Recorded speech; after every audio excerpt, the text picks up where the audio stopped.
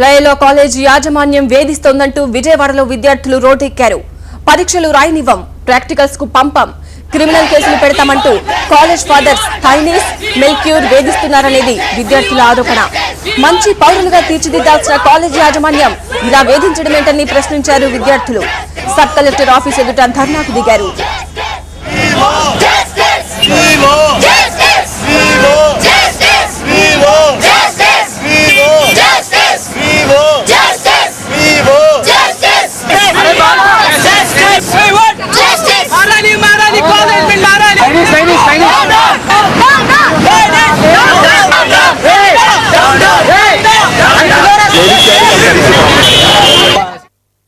మా loyal college students అందరూ ఇక్కడ ఎందుకు గ్యాదర్ అయ్యామంటే మా కాలేజ్ లో జరుగుతున్న హెరాస్మెంట్స్ ఇంకా వాళ్ళు చేస్తున్న అన్యాయాలన్నిటి గురించి మేము ఈరోజు కరెక్ట్ ఆన్సర్ వచ్చేదాకా మేము స్ట్రైక్ చేయాలని చెప్పి ఇక్కడ నుంచున్నాం. మా కాలేజ్ జరుగుతున్న హెరాస్మెంట్స్ ఏంటి అంటే ఫస్ట్ ఆఫ్ ఆల్ ఫైన్స్.